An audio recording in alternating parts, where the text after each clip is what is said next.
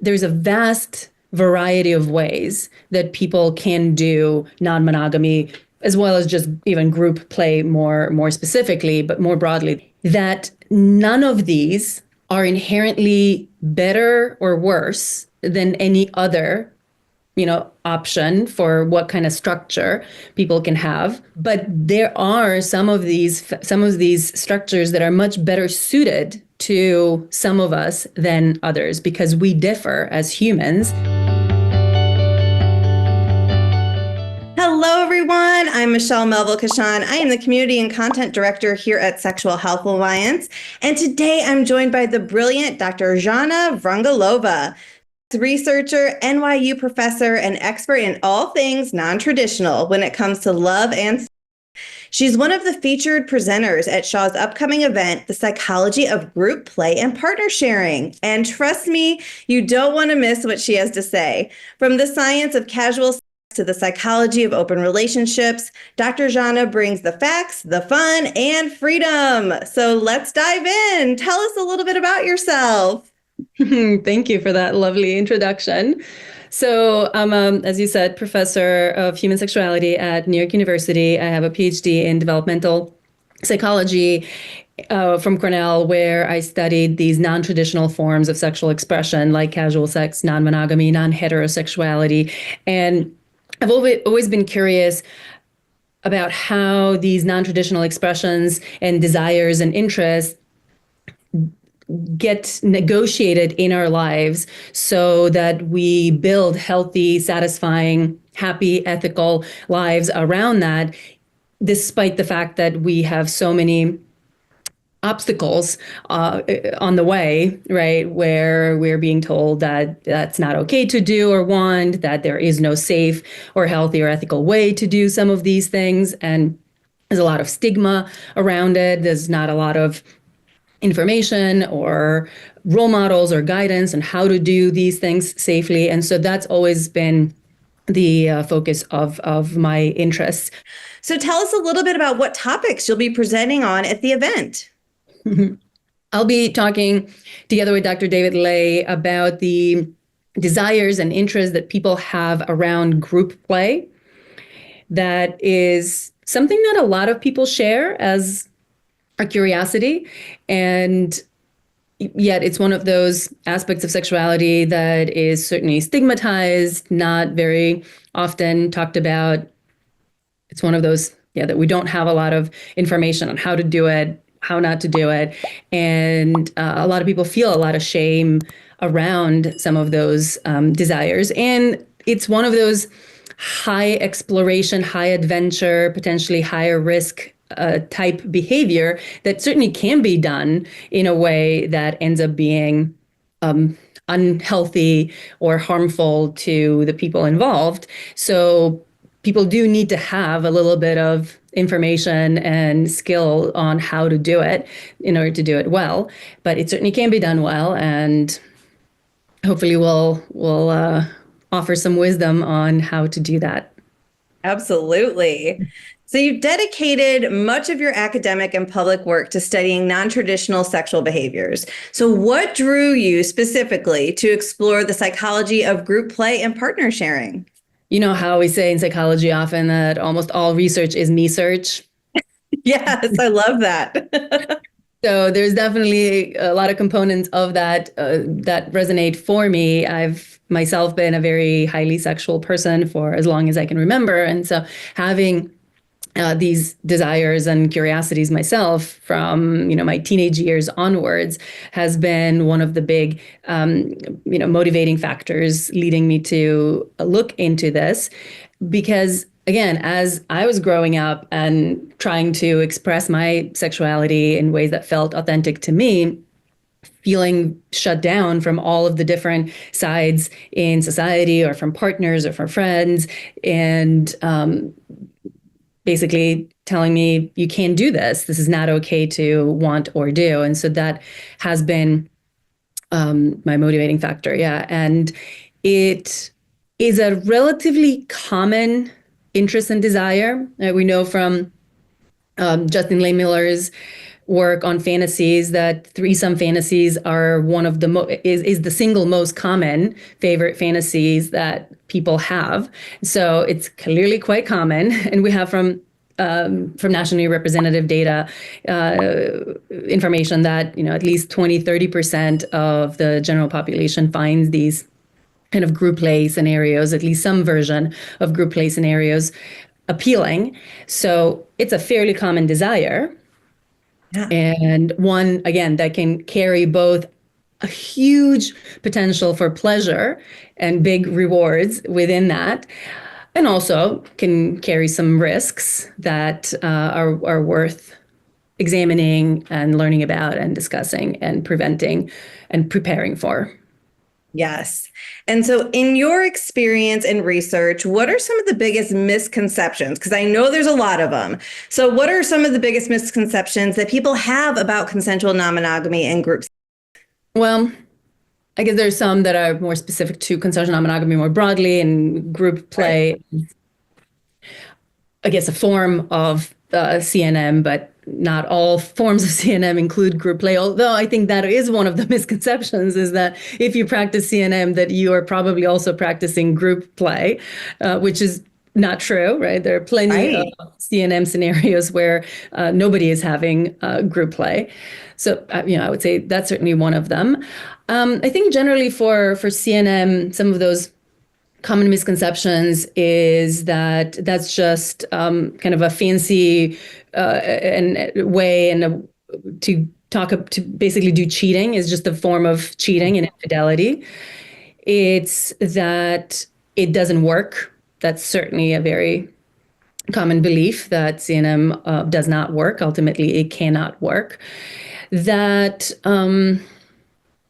is a form of avoiding commitment, that in fact, these relationships cannot offer stability and security that a monogamous relationship might offer, and that it, one way or another, it would the non-monogamy would negatively affect the quality and the stability of the relationship, or that people are certainly flocking to that as a way to say, I don't really want a relationship, which of course is not true. We can have committed, loving, long-term, stable relationships that are sexually and or romantically non-exclusive. Those are probably some of the main misconceptions about non-monogamy. I think another one is that everyone has to have the same sort of rules applied to them, or the same agreements, right? Which is, again, not true. Right. There are many different ways that these things can play out, and it's about finding what works for each person in whatever configuration exists, and making sure that their needs are met. And if people have different needs within these relationships, then it makes sense to have different kinds of structures for what each person would be doing. I think another common one, and this also goes for group play scenarios as well as for non-monogamy, is that it's a free-for-all, that there are no rules, that literally anything goes. And that is certainly quite far from the truth, at least when it comes to these either group play experiences or more broadly non-monogamous relationships done well. Certainly, people can and have gone into both of these sets of experiences without any kind of rules and expectations and negotiations, but that usually sets up things for a not very good experience, because then almost inevitably somebody's boundaries or expectations end up being crossed. And so the people who do this responsibly and intentionally do it with relatively clear boundaries, expectations, agreements, and so on.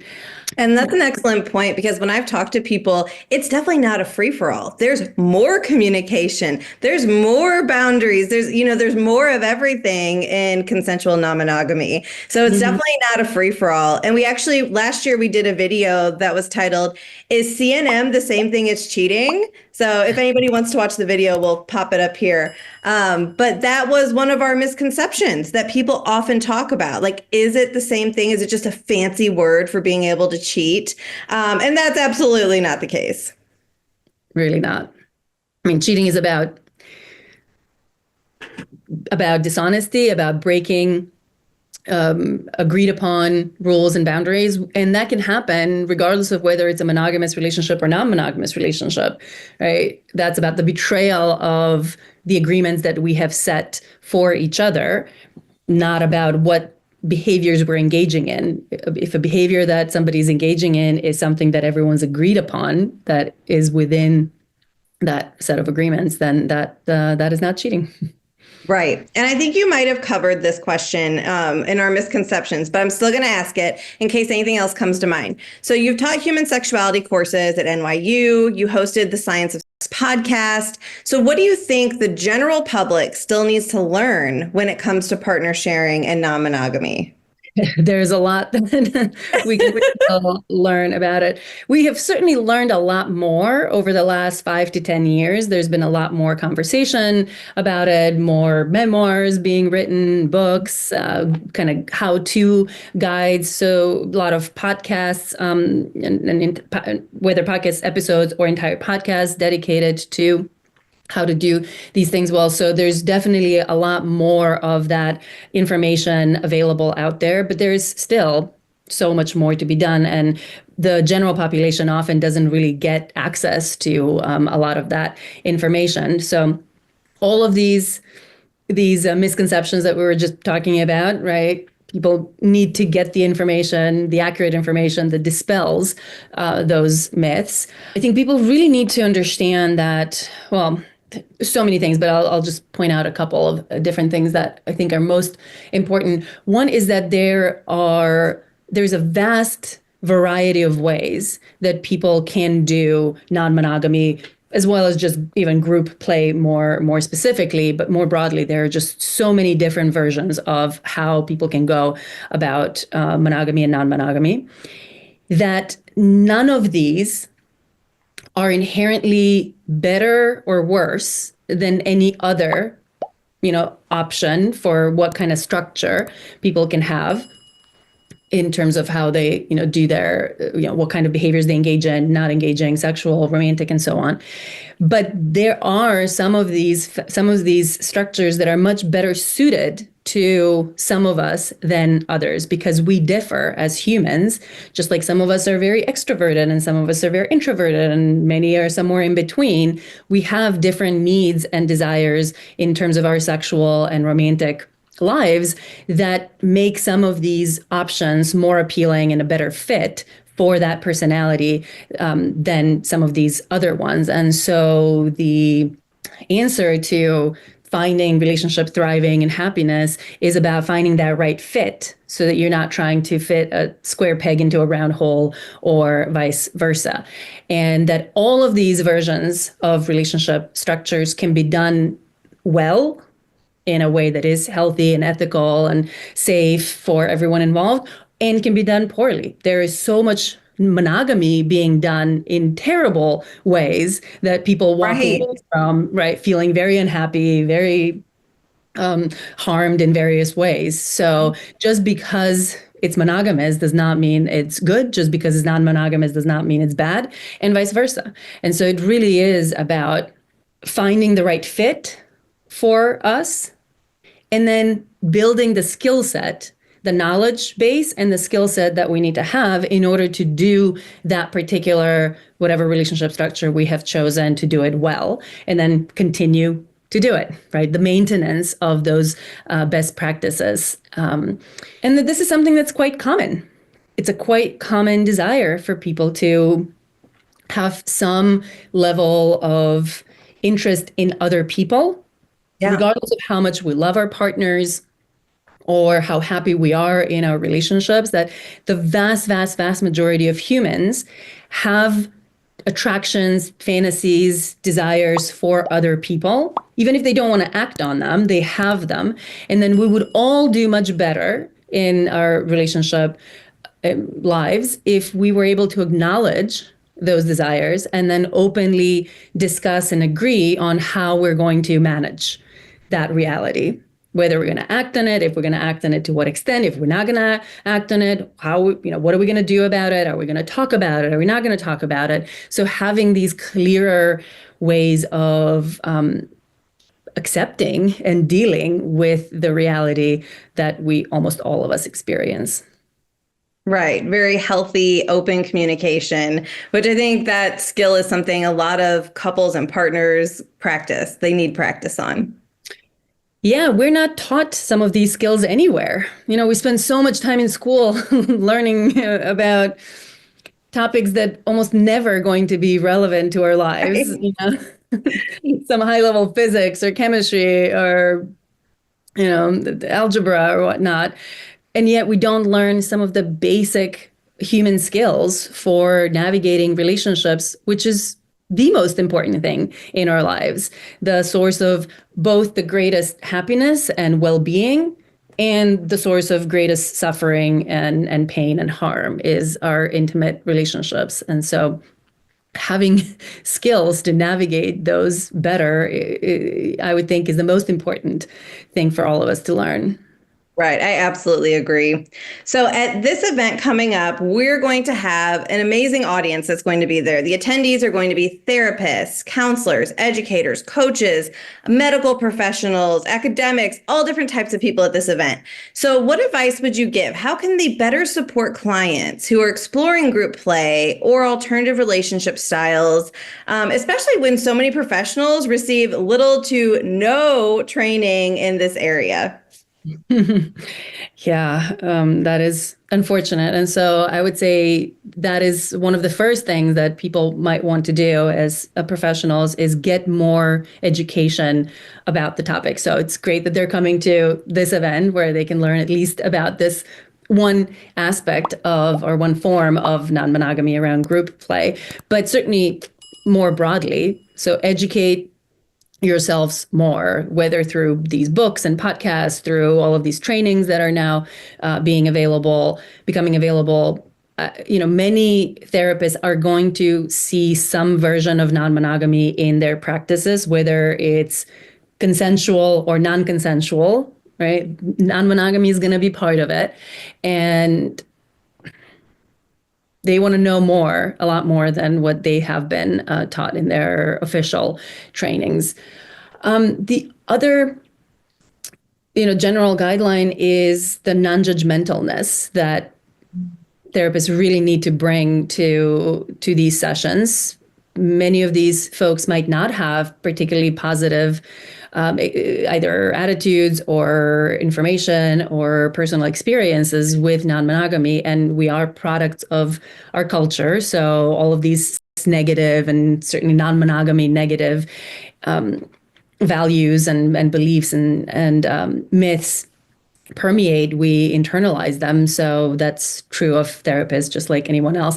And in fact, therapists might be even a little more negatively inclined, can become more negatively inclined towards non-monogamy in general, because they often see the negative aftermaths of things gone wrong, of some version of non-monogamy gone wrong, whether it was in the context of cheating, right? Or if it's in the context of people trying to have some sort of an open relationship and not doing it well, it blowing up in their face and then ending up in a therapist's office. And it's so easy, right? When you see the failed test cases to be like, oh, well, this clearly doesn't work, Right.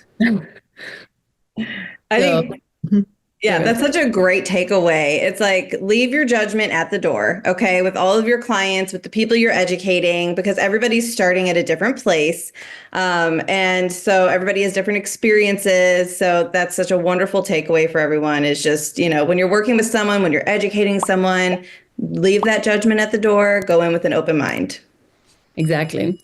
And in some of these cases, if people are specifically in a therapist's office to figure out sort of the best configuration for their non-monogamous configuration, that might be something that a therapist who's very unfamiliar with these things might want to refer out if they don't feel like they are equipped to right, to help people in that particular way. But in many, many cases, and this is one general suggestion to therapists, is to not assume that whatever issues people are presenting with are due to the fact that they're doing some form of non-monogamy, or even that the way they've tried to do non-monogamy doesn't work, and then that is the actual problem. The problem. So focus more sort of on the process of how did these people try to do this thing?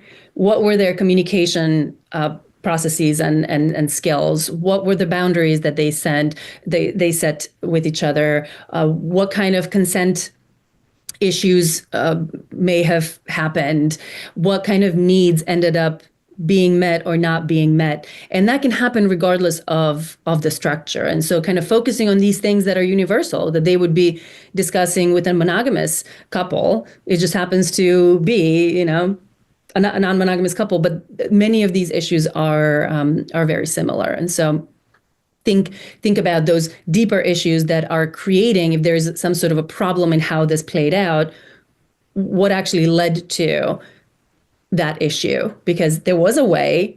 Keep thinking, right? There was a way to do that exact thing, right? Whether it was we wanted to have a threesome with someone else, and that threesome ended up not working out and created issues in our relationship, or I have another relationship, another partner that is somehow causing trouble in this existing relationship. Just the fact that one wanted to do that or did that is not an inherent problem. It's how we went about it. And so looking for that, okay, what about this didn't work out? And how do we prevent it in the future?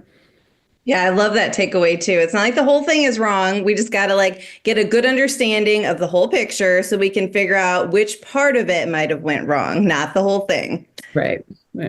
Yeah, love that.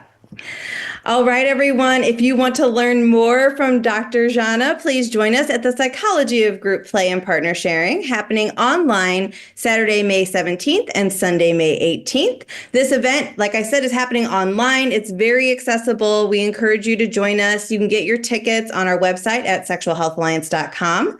Or you can click the link in the description below. And if you have questions, feel free to drop them in the chat or drop them in the comment section below, and we will answer them during the event. Also, if you love sexual health education, please subscribe to our channel and like this video. Thank you for being with us, Dr. Zhana. Thank you for having me. All right. Bye, everyone. Thanks for watching our interview with Dr. Zhana. She had some amazing takeaways. Go ahead and do us a favor. Share this video with someone who might benefit from this information. Your support helps us reach more people with important sexual health information. And if you're passionate about this space, we know you'll enjoy these videos. Check them out. And remember, you are exceptional. Have a great day.